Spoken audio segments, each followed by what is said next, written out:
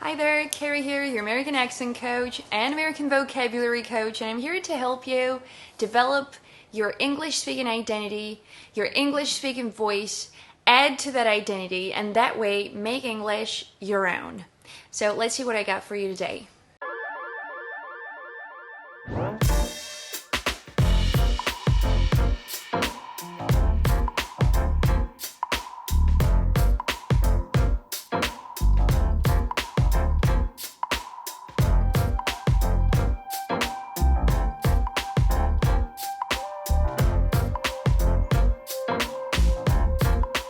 So today's going to be all about super fun, super cool foreign words that are very much used in English speakers' conversations, and you're very much one of those speakers. So I invite you to embrace that playful side of yours that allows you to spice things up a little bit and add color to the way you talk.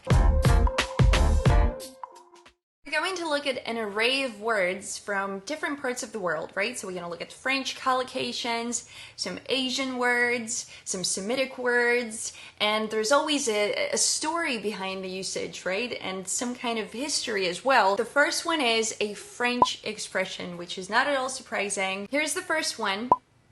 And I want you to really pay attention to how we say it in French as opposed to how we say it in English. For any of the French speakers watching this is probably going to be painful. So it goes, je ne sais quoi, je ne sais quoi, which literally stands for I do not know what. A quality that is typical of somebody or something, and you cannot really put your finger on it. You know it's there, but you can't really say what it is, and you cannot describe it with anything but the phrase je ne sais quoi. Ah, les Américains, c'est impossible, non? Alors c'est je ne sais quoi, c'est quoi, pas say, mais c'est, je ne sais quoi, say. Yes, funnily enough, in English, as is the case with any language really, there's going to be some changes. So, because it's internalized the word and it's sort of included it within its own phonetic system, there's going to be some mutations. Say. Je ne sais quoi, je ne sais quoi, je ne sais quoi. Now, how do you use it in a sentence is another thing, right? You know, Jim is your girlfriend. Have you met her? Man, I really like her. She's definitely got a certain je ne sais quoi, so something, I don't know what, right? So this je ne sais quoi, it sort of helps you to like substitute for something that you haven't really found the words for, right? It's oftentimes positive, right? So you, for instance, you look at someone's photo, and you go, you know what, I don't know if it's the light or the colors over here or it's the angle, but like it's got this certain je ne sais quoi about it that makes it look very appealing, right? So it's definitely a positive I don't know what in most cases. Second word is a German word. I do not speak German, but I love it. And I also know that it exists in Russian and, across many languages if you look for it. And it's this one. Zeitgeist. Zeitgeist. There's so much to it. So if we were to read the definition, right? It stands for general beliefs, ideas, and spirit of a time and place. Spirit of a time and place. That's definitely, that's very much it, the spirit. So it's like the intellectual, moral, cultural climate. Let's think about Billie Eilish, for instance, right? So her songs, they sort of capture the zeitgeist of the 2010s and now 2020s, right? So her music, it just sort of, it reflects what's happening in terms of the sound, in terms of the words, the lyrics, the stance that she takes as a woman, a young woman in the United States today, right? So she captures that zeitgeist, and the same goes for the Beatles and their era. And we just love it, listening to it and kind of traveling back in time and going all the way back to the 1960s. That's how much that zeitgeist is present all across their music. Now, the third one is going to take us all the way back to Latin, which is, well, that's pretty far back. And it's been present all across the English language for centuries now. I can't wait to talk to you about this one. Modus operandi, or the abbreviated version, MO. What it stands for is essentially a way of doing something, a mode of operation, hence the name. And we use it a lot as in its abbreviated version, in all kinds of contexts. So I'm going to give you a couple examples, but first let me tell you this. It was first introduced in speech to mean a mode of operation of a criminal. So the way a certain criminal would go about committing their crime. So say if there's a robber and they wear a clown mask whenever they rob a bank, the wearing of the clown mask is their MO. This is the context, the original context. But today, it doesn't have to pertain to criminals or criminality or crimes per se. It could be about anything. So look at this one. Jack always asks for a girl's phone number. Who does that anymore? But that's not my MO. Mine is to find them on Instagram and DM them. So that's my MO. That's the way I usually go about that sort of stuff. So say on weekends, right, I do a lot of work, whereas on weekdays, I don't. So that's just my MO. That's just me, right? So that's just how I am. That's how I operate.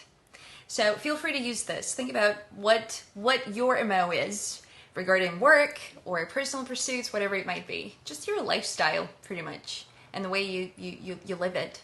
Now, number 4 is also Latin, and it's become extremely popular super recently, yet again, not without Trump's help. Yes, Trump was the one to have popularized it, repopularized it, big time, and it was on the news, I want to say almost 2 years ago, but with COVID, I don't know anymore. So what it stands for word, is something for something, right? So it is about giving favors. But let us take a look at where it had come from and how it was introduced in the first place. So originally, it was only used in medical contexts where one medication was being substituted for another. So this one for that one, right? But today, all kinds of usages are open to us, all kinds of contexts, political as well. Back to Trump. Here's the story. Here's the headline. There was no quid pro quo. Quid pro quo. It's a good example, but let me show you a couple more. So imagine for a second you hear someone say, okay, yeah, you know, you're right. He will help us, but if he helps us, he'll expect a quid pro quo. Meaning, he'll expect a favor for a favor. Or a more idiomatic way of saying it would be, you know, it's a you scratch my back, I'll scratch yours type of situation. So you do me a favor, I do you a favor. And you cannot mess with those possessives. It has to be you scratch my back, I'll scratch yours. So make sure it's not his or their, it's your and it's mine and yours. Now number 5 is this one. And technically it's Japanese, but because it's the US informal phrase, it's been Americanized big time. And it doesn't sound anything like Japanese, like genuine Japanese type of thing. What it sounds like is sayonara, sayonara.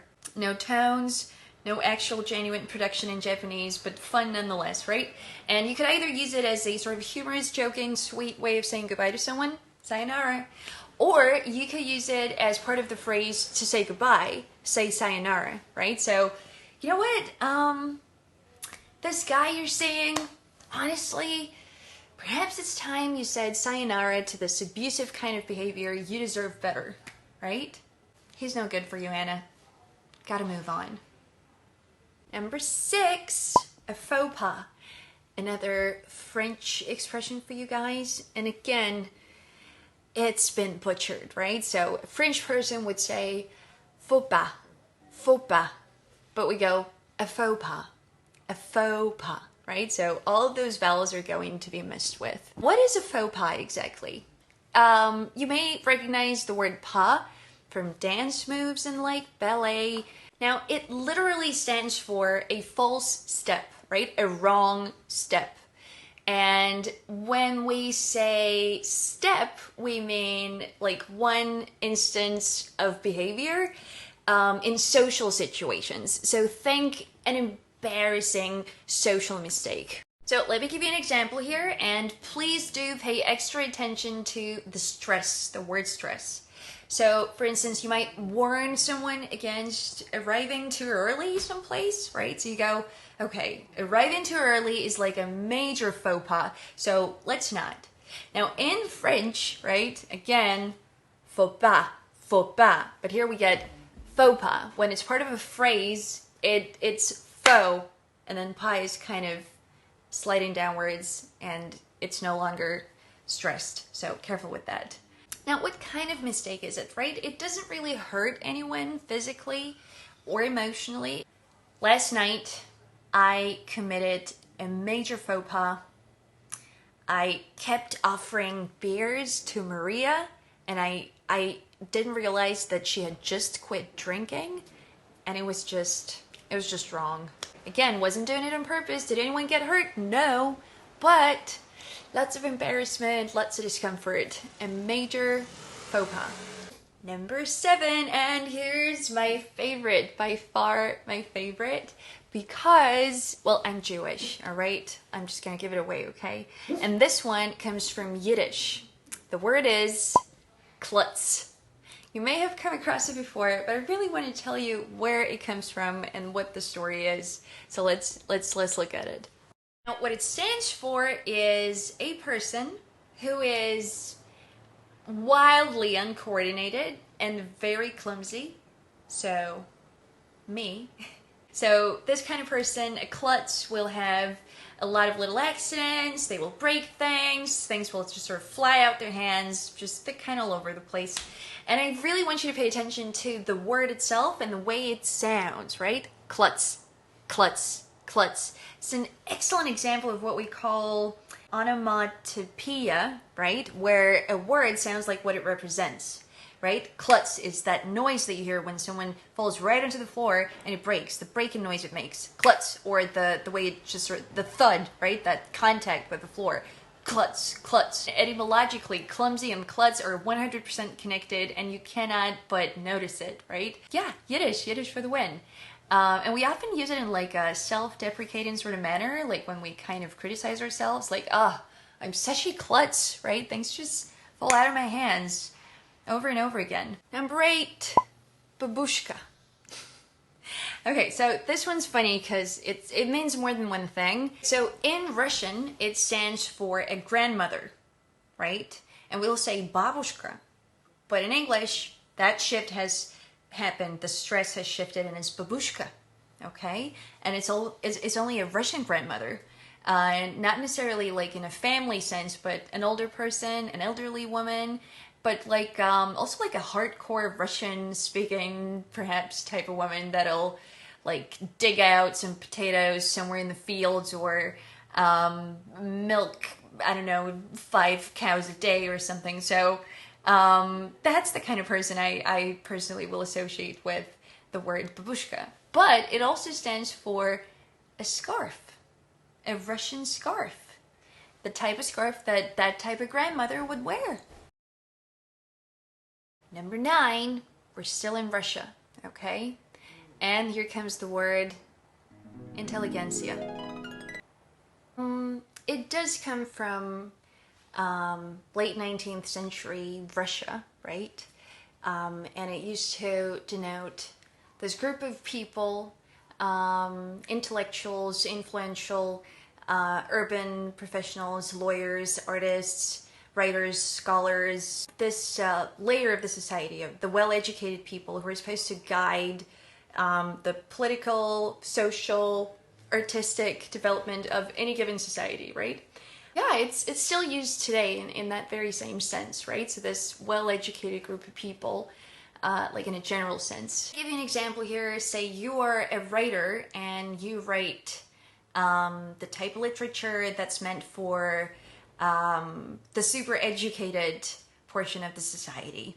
So you want the intelligentsia to embrace your book, to really take it in, to like it, to take to it, right? So yeah, she was hopeful that intelligentsia would embrace her book. And I'm going to finalize all this with another French expression, and it goes like this: déjà vu. And again, the French side of me is déjà vu. Déjà vu. C'est pas Déjà vu. Why do you have to butcher it? It's going to sound somewhat different than the original. We're just gonna have to go with it. Now, it literally stands for already saw, and lots of you are gonna be familiar with it, I believe, but it's a matter of how you say it, how you pronounce it, and how you incorporate it in a sentence, right? It's a feeling, right, that you have regarding something that you're experiencing in the moment, and it feels like you've felt it before, you've experienced it before, even though, well, you know, you most certainly have not in this life. But you got something to compare it to, where there's part of you that remembers something very similar from your past life, what have you. This bad economy is deja vu all over again, which is a bit of a redundant way of saying it, because if it's deja vu all over again, it's a bit much, but it is what it is. So that's all, folks. Thank you for watching. I hope it was as much fun for you as it was for me. Do stay playful. I'll see you next week. Don't forget to let us know in the comments which of the foreign words you're planning on using sometime soon. Which ones did you like best? Which one did you not like at all? Don't forget to subscribe, and do click on the bell thingy to the right of the word subscribe. I'll see you next week. Sayonara.